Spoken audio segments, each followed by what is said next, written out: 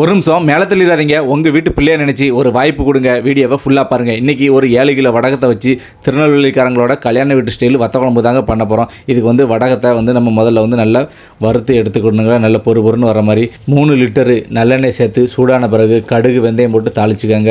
அதுக்கப்புறம் சுண்டத்தில் போட்டு வறுத்துக்காங்க. அதுக்கப்புறம் வத்தல் ஒரு கைப்பிடி அளவு போட்டு நல்லா வறுத்து எடுத்து கருவேப்பிலை சேர்த்துக்கோங்க. அதுக்கப்புறம் வெள்ளைப்பூடு ஒரு 1/2 கிலோ அளவுக்கு வெள்ளைப்பூடு சேர்த்துக்கிட்டு நல்லா பொன்னிறமாக வந்துட்டு நல்லா வதக்கி விடுங்க. அதுக்கப்புறம் வந்து காய்கறி முருங்கைக்காய், கத்தரைக்காய், சின்ன வெங்காயம் இதெல்லாம் சேர்த்துட்டு நல்லா கொஞ்சம் லேசாக வறுத்து எடுத்துட்டு இதுக்கு தேவையான மசாலாவை பார்த்துக்கோங்க. வீடியோவில் காட்டுதேன். 1.5 கிலோ கொத்தமல்லி பொடி, 1/2 கிலோ ஜீரகப்பொடி, 200 கிராம் வத்தப்பொடி, 50 கிராம் வந்து மஞ்சப்பொடி, ஒரு பெருங்காயப்பொடி டப்பா. ஃபஸ்ட்டு வந்து வத்தப்பொடி ஒரு 200 கிராம் வத்தப்பொடி சேர்த்து நல்லா கிண்டி விடுதோம். அது நல்ல கலர் வந்து நல்லா வரும். அதுக்கப்புறம் வந்து நம்ம பாக்கெட்டெல்லாம் பிரித்து வச்சுருக்கோம் பார்த்தீங்களா, அந்த எல்லா மசாலாவையும் ஒன்றா போட்டு நல்லா கிண்டி கொஞ்சம் தண்ணி ஊற்றி நல்லா மசாலாவோட போதாட்டியும் நல்லா கொதிக்க விட்டுருந்தோம்.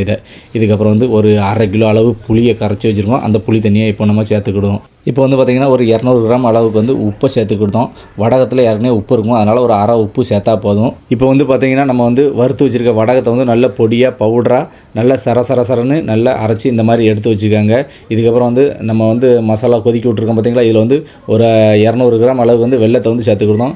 மசாலா நல்லா கொதித்து வந்துட்டு இப்போ வந்து திரித்து வச்சுருக்க அந்த வடகம் பவுடரை வந்து கொஞ்சம் கொஞ்சமாக நம்ம கட்டி பிடிக்காமல் போட்டு நல்லா கிண்டி விடணுங்க. அதுக்கப்புறம் ஒரு 200 கிராம் கருப்பு எள்ளை வறுத்து எடுத்து அதையும் இதே மாதிரி பவுடர் பண்ணி வத்த குழம்பு கூட சேர்ந்து கொதிக்க விட்டால் நல்லா கமகமக்கும் வத்த குழம்பு வந்து ரெடியாக இருக்குங்க. இதில் முக்கியமாக கவனிக்க வேண்டியது என்ன, வத்த குழம்பு நல்லா கொதித்து எண்ணெய் பிரிஞ்சு மேலே வரணுங்க. வீடியோ பிடிச்சிருந்துச்சுன்னா உங்கள் வீட்டு பிள்ளையை நினச்சி லைக் அண்ட் சப்ஸ்கிரைப் பண்ணி வீடியோவை 4 பேருக்கு ஷேர் பண்ணுங்கள் மக்களே. தேங்க்யூ.